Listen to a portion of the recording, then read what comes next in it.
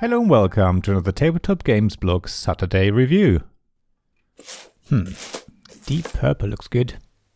Life's a Peach is also very warm and rich. Oh, and of course we want the Cactus Jack. That would be the perfect triad of colours.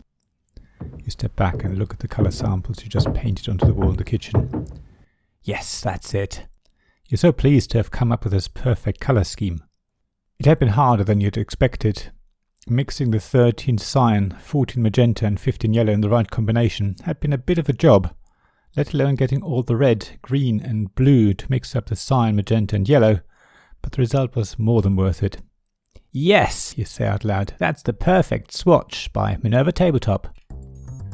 However, don't let me spoil all the wonderful Swatch names you can find in the game. They are very creative and some of them will definitely make you smile. Yet the game isn't about the names so much, but about managing your base colours so that you can mix them into the right amount of cyan, magenta and yellow to then mix the final colour swatches that you need to end the game.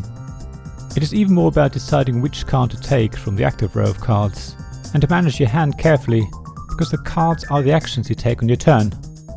It sounds a bit confusing, and for the first 2 or 3 turns in your first game, you're not quite sure what you're trying to do. But very quickly it all becomes clear and you start to add the base colours, red, green and blue, to your resource pool, mix them into cyan, magenta and yellow, so that you can eventually take one of the swatch colours, who are named so imaginatively. And once you got the correct 3 swatches, the end game is triggered.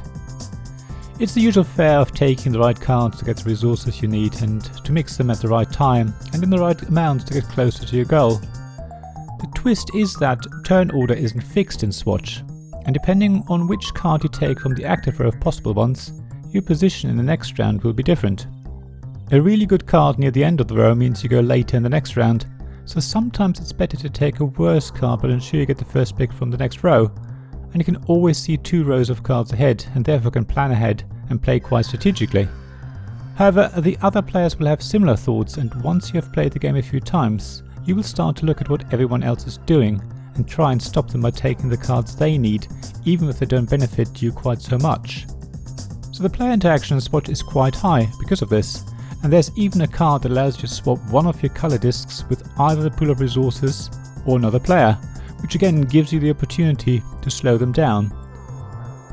The game goes one step further by offering 4 slightly different variants of each swatch colour, so when 2 or more players need the same colour, the first to get it will force the other players to readjust their planning to cater for the slightly different colour requirements. So even though the 3 offer rows create a lot of randomness in Swatch, everyone can see the next 2 rows, allowing everyone to plan ahead. And if you're the last player in one round, you can actually skip ahead a row and reserve the card you need. Sure, you lose a turn, but that might actually be most beneficial to you. So Swatch really encourages formulating a rough strategy and wants you to plan ahead. Its randomness is completely overshadowed by the level of player interaction and the ability to plan ahead. There's one more twist in the game though, which I really love. The game just doesn't end when someone has got the 3 swatch colours they need for their scheme, which is basically the game objective.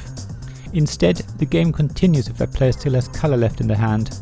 The other players carry on taking their turns for as many rounds as the player who got their scheme completed has colour cubes and discs left.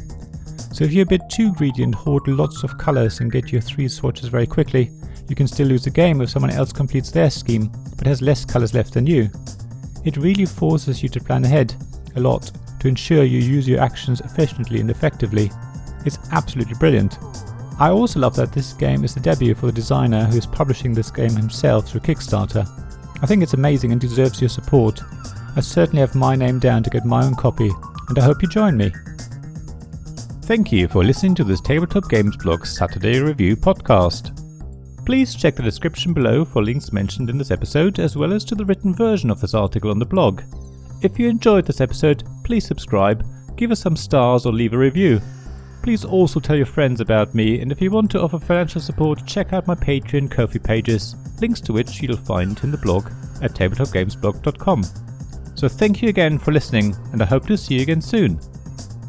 This podcast was made possible by the generous help of my Patreon supporters: Royal Patron Sean Newman, Castle Guard David Miller, Dice Masters Alex Bardi, Paul Grogan and James Naylor, and Shining Lights Robin Kay, Sarah Reed, Tim Vernick and We're Not Wizards.